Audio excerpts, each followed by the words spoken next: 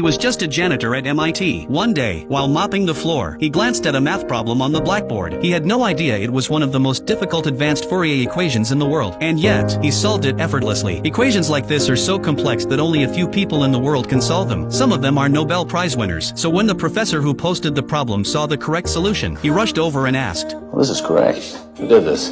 Jack? Wasn't me. Nimish? No way.